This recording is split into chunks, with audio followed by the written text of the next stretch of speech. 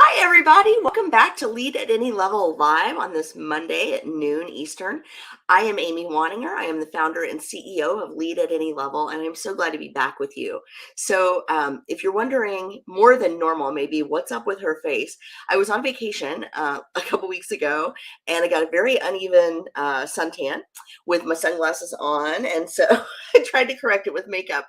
But then I had a mistake because I also contracted COVID on the way home from my vacation. So I've been blowing my nose all day and all my makeup has come right off my face. So if you're wondering why I'm so splotchy and weird looking more than normal today, that would be why.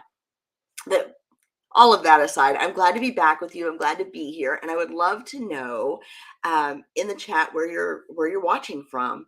And I wanted to share with you a little bit today, something a little bit different. We're going to talk about mentoring today. And so here's what I would love for you to do. I always tell my audiences when I talk about networking and I talk about specifically about mentoring that there are really three different ways you can find mentors. One is to have one formally assigned to you, which may not be the most likely case in a lot of companies or organizations. The second one is that you know somebody in your career that you think of as a mentor. And if that's the case for you, I want you to make it a point today to thank them. You can do that by tagging them in the comments below and just say, thanks for being my mentor. Here's the thing. A lot of times people help us in our careers, they give us guidance, and they never hear from us how valuable that guidance was. And that's a real shame. The second worst thing is that they hear it from somebody else, but the worst thing is that they never hear it at all. And so let's change that narrative today and thank our mentors. And with that in mind, I want to give a shout out to a couple of my mentors. Number one, Dr. Avis Jones DeWeaver is a phenomenal mentor and business coach. Number two, I had a manager several years ago named Scott Woolgar who has invested in me for probably, oh my gosh, close to 20 years now, and always been so generous with his time and attention and guidance.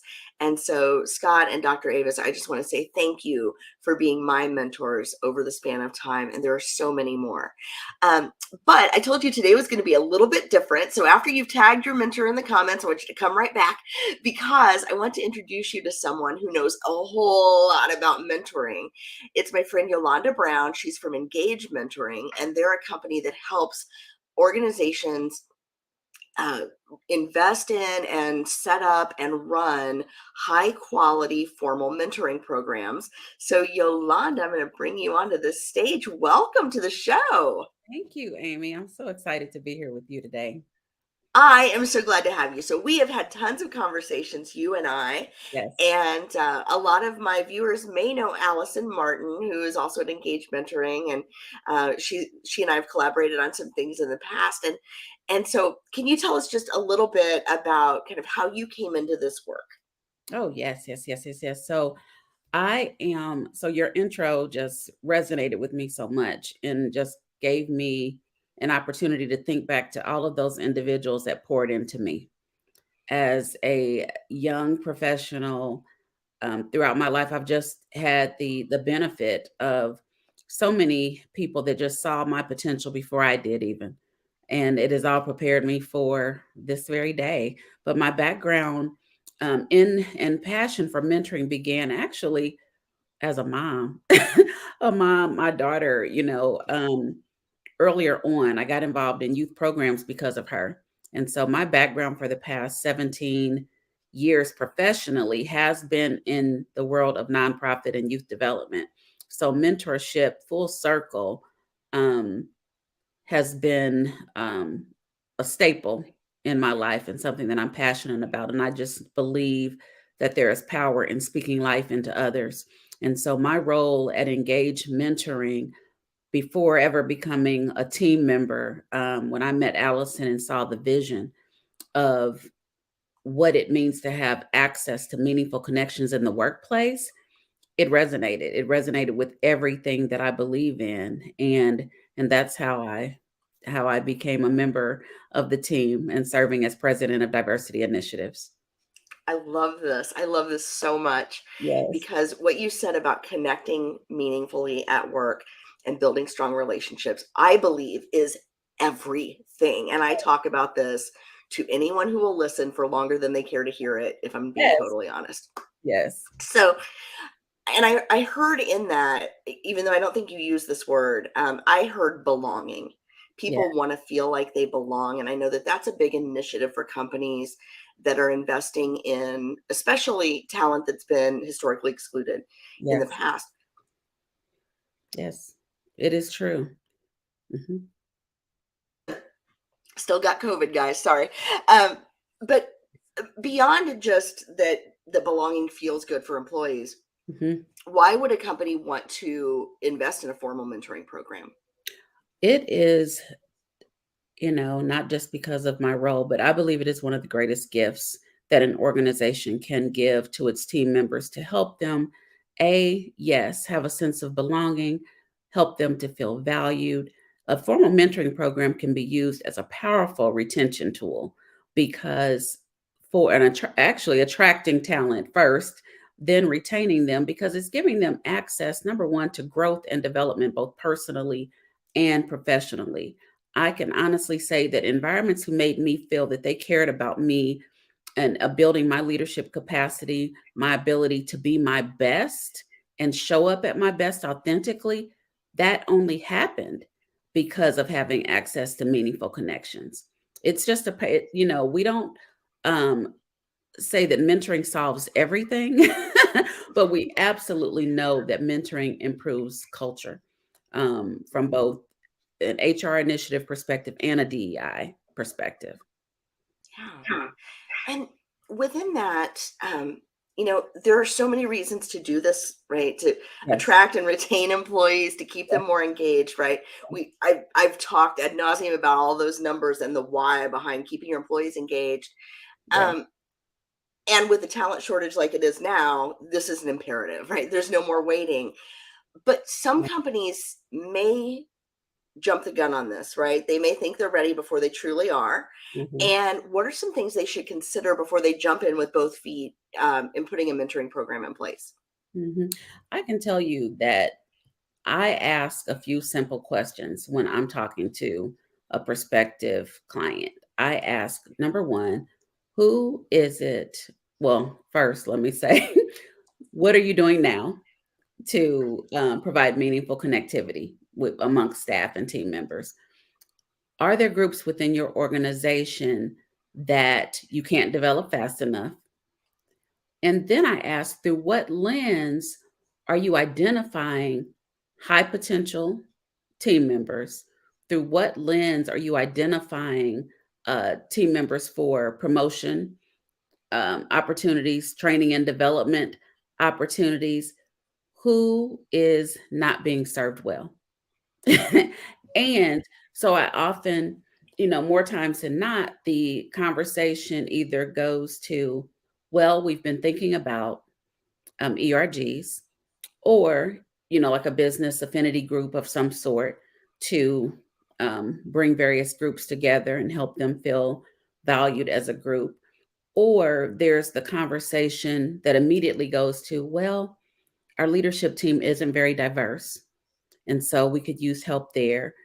Then there's often women and people of color are those groups that you hear most commonly brought up first, that are usually addressed through a BRG, or whatever the term may be for the organization of some sort. And so those are some things at a high level. You have to first, what is the makeup of your current situation? And that tells it all. And so there are a lot of, companies now that are engaging in employee surveys to find out what their team members want. And that's typically where it starts. Because I can give you an example of a company that I spoke with. They did a survey and there were over 200 employees who said that they wanted mentoring. Well, because of capacity, they could only, I'm putting in air quotes, accept, because that really is the term, it's like, I want it, but capacity says we can only accommodate like 20. It was like this really, and that number's a little off. It was somewhere between 20 and 50 that, and I was like, wow. What about the others? You know, and so you have to take a hard look at what you're able to do. And that is why often mentoring programs in-house, and not knocking those because they have value, and we work with those companies too on internal programs, but the reality is that many are working from a spreadsheet. You have a person who they have to figure out who has the capacity to manage this, the matching, the maintenance, the engagement, understanding the data points and ROI on what it means, you know, how effective is this? And so that's where an organization like ours helps, you know, helps them kind of bring all of that together and then take the administration off their hands. Yeah, the administration of anything new typically falls to the people who least have capacity to do it. Let's just say Right. that right now, right? Yes. It falls to the people, it's like there's some catch-all group, Yes. usually in HR, that nobody understands what they do, but they literally do everything. Yes. And so they can just handle one more thing, and that's a lot to manage. Yes. Every new initiative is a lot to manage. But assuming that they find somebody internally or they hire an outside firm to help manage that, what kind of results can they expect? Yes, that's a great question. I think, you know, and well, we know, as I mentioned at the top of our time, that mentoring improves culture. So some things that I believe that they will see as a result of this is improved productivity, is one, um, a well-rounded workforce, broadened perspective, and even I'm going to add cultural awareness, you know, of their team members by having an opportunity to engage meaningfully with others. Um, and I think it conveys an investment in their personal and professional development. So I believe greater and enhanced organizational commitment, employee satisfaction. I think there is just value in having a mentoring program, and it helps remove barriers. You know, those thoughts around, you know, I don't know what's next for me. I don't know what, I don't believe I'm seen in the organization because my role is X and I'm not director and above, or I, you know, and so it helps them feel seen. It helps them feel valued in what they're doing, and hopefully helps them to stay longer, improve retention. Yeah, and retention among underrepresented employees is really crucial Yes, when we're talking about turnover costs, because employees who don't see themselves in leadership, who don't see people that look like them specifically in leadership in an yes, organization, are twice as likely to leave. yes, Well, we've typically invested extra, right? We've yes, gone out of our way to find folks from groups that we don't normally recruit, yes, to engage groups that we don't normally engage, to try to retain groups that we don't normally retain. There's a reason we don't retain them and we don't engage them and we don't find them, by the way. And it's usually that our leadership team doesn't look like the population of employees that we want to attract, or don't look like the market in general. But those employees that don't see themselves represented then are more likely to leave. So yes, it's, I right. always tell companies that want to focus first on recruiting, it's like it's like taking all those recruiting dollars and just putting them in a paper shredder if Mm, you're not doing anything about retention, because what that's going to do is you're just going to get frustrated at how much money you're spending yes, at a revolving door problem. And then you get this mentality, right? A lot of companies have this mentality, oh well, there are people who just don't fit in here. yeah, And that's just not okay. no, no, It's not them, it's you guys. If that's your problem, if that's what's going on, I yes, just want to say yes, it's not the employee's fault. yes. Everyone has to. I say, yeah, everyone has to look at self and understand the role that they play, and what messages, you know, that are being conveyed and sent through their actions. And I just believe that what we value, we do. What we value, we spend dollars on, and that any leader today has to be intentional in doing some. We have to lead differently. Things are Yes. not the same. They are just simply not the same. And we have to lead differently. We have to think differently, and we all have to check, um, check ourselves in this, because the data supports, yes, everyone's talking about the great, resignation. I had someone I talked to, and they called it the great reassessment. that everyone has to just think differently. And the data supports, as you said, you mentioned, that 94% of employees said they would have stayed longer at a company had they um, been offered opportunities to learn and grow. There are distinct um, differences in the data that mentored individuals versus non-mentored individuals, um, that retention rates are much higher, for individuals that participate in some mentoring of some sort. And mentored individuals that are in those groups of, minorities and women, the promotability climbed, for minorities and women as a result of participating in some mentoring relationship of some sort. So there are key data points that show that mentoring improves culture. Well, and I think a critical component of this, and I know I said I was going to try to keep us to 15 minutes, but this is so important. I can't stop. I can't stop, Yolanda. So, one of the things that I think is so important for people to understand about the culture of their workplace or the expectations of an environment are that a lot of the expectations are not in writing. They are not explicit. They are not just common sense, Yes. right?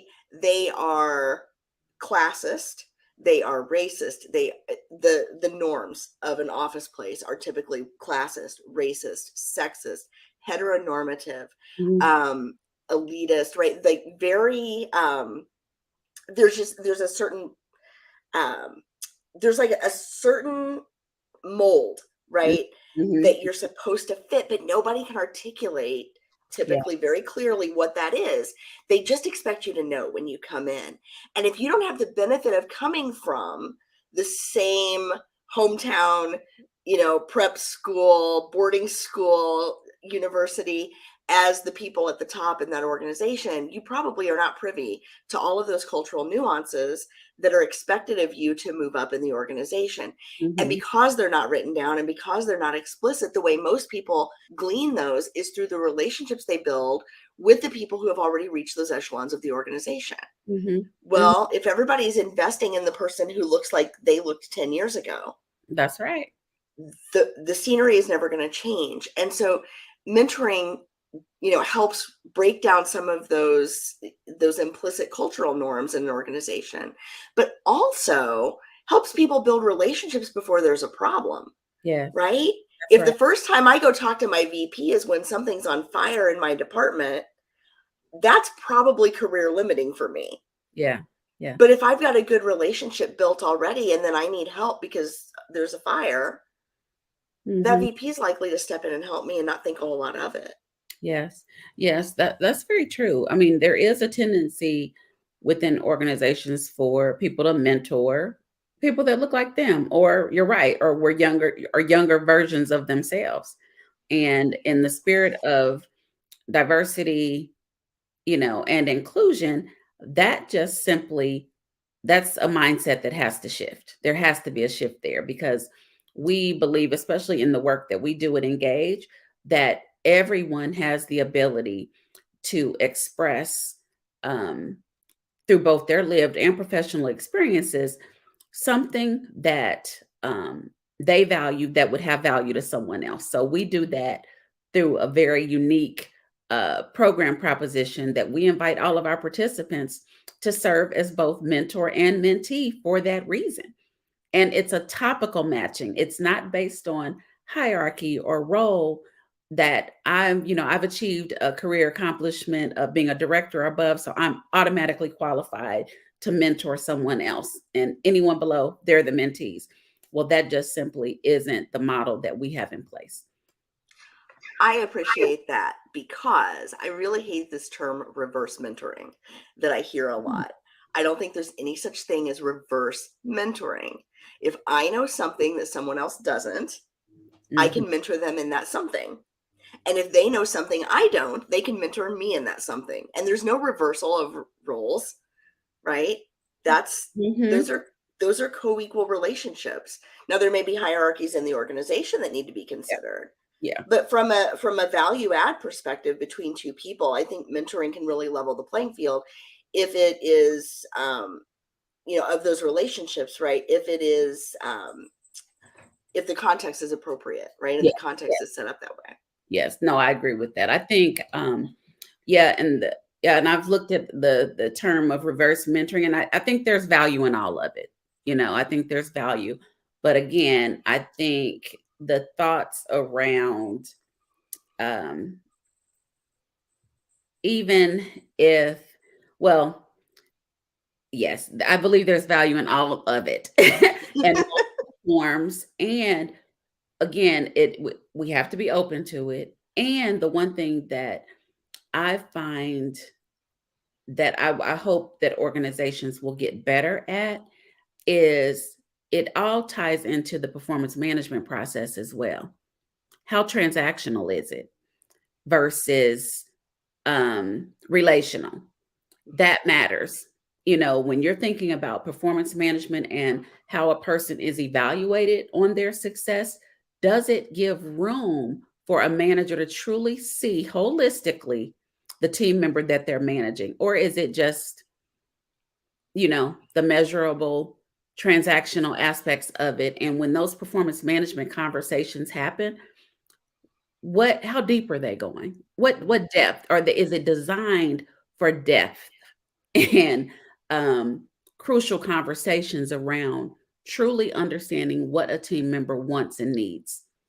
Some managers don't. I've experienced it. Some managers don't have a clue beyond the work at hand and the job description what a person really values and what and who they are and why they show up in a certain way. It takes intentionality, and it's not easy, don't get me wrong. It is not easy. However, it is necessary if we want to truly build a diverse and well a team full of broad perspectives and a team that embraces everyone's differences and lived and professional experiences. We just aren't getting the best out of our people if we're not being attentive to that. Absolutely. And good mentors can help guide those conversations Yes, around performance for both the manager and the employee, yes, right? Give that's people good questions to ask, help them really settle into those relationships in a way that's engaging and meaningful. Yolanda, I want to ask you real quick. yes, I know you've got engagementoring.com under your name so everybody can see, and I'm glad you did that. yes. How can people reach you if they want to learn more about bringing a mentoring program into their organization? And what size organizations do you typically work with? Great question. Thank you. So, first thing I would say is my email, which is Yalonda, Yalonda, at engagementoring.com is how you reach me. And the you asked the question, what was the rest? The other question was, what size Oh, organizations do you yes. typically work with? So we work with companies of all sizes. That is what number one, we are scalable and can meet companies where they are. Our sweet spot is companies of 50 to 500 employees. That's a sweet spot for us. However, because we're industry agnostic, we work with companies of all sizes and global, and so we are a national organization, and we have our proprietary technology platform is able to accommodate global environments. I think that's phenomenal. I've seen the platform. It is really slick, and it caught my attention as soon as I saw just a little 2-minute video demo. I was hooked. I was like, this thing is cool. And Yeah, so thank you so much, Yolanda. I really appreciate your time today. I appreciate you breaking this down for us and helping us understand. I'm so grateful for you and for our relationship. And I yeah. hope folks will really consider this as a key pillar of their employee engagement retention strategy. Thank you so much, Amy. Thank you for all that you do. And I appreciate the opportunity today. Thank you. All right, so I'm going to encourage everyone to contact Yolanda at engagementoring.com and set up some time with her to talk about what's going on in your organization around mentoring. What opportunities do you see? and how can you in your organization be more effective. Now, what we didn't get to in this interview is, even if your company is not, Yolanda, I'm going to bring you back for just a second. Even if a company is not involved in or engaging, sorry, that's a poor choice of words. Even if the company doesn't hire Engage Mentoring to do a mentoring program in the company, you all are still looking for mentors, correct? Well, actually, the way that our model is set up, our mentors are our participants. So we don't recruit Okay, external mentors. All of got it. our mentors come from our employee participants. Gotcha. Okay, thank you for correcting me. I misunderstood Okay. another conversation. So thank you. All right. Well, thanks everyone so much. Don't forget to take one moment today to thank your mentor, whoever that may be. And again, I think at the top I said there were three kinds of mentors you might have, and I only listed two. So the first one is a formal mentor through a program like Engage Mentoring. The second is somebody that you think of as a mentor, that you look to them for advice, and when they tell you to do something, you go do it. All right. And if that's the kind of mentor you have, make sure that you tag them today, or thank them, or send them a card or some cupcakes or something, and say thank you. And then the third kind of mentor is, who do you follow? Who do you listen to on social media? Whose books do you read? Whose podcasts do you follow? All of those places where you get your information, those people are mentors too. And if you're looking for someplace to get some information, please subscribe to Lead at Any Level live every Monday at noon. And then you'll also want to tune into my new series, which is Including You. It's a podcast interview series where I'll be talking to chief diversity officers and other executives who are pushing for inclusion in their organizations and sharing what's working so you can push too. And that happens every Thursday right here at noon Eastern.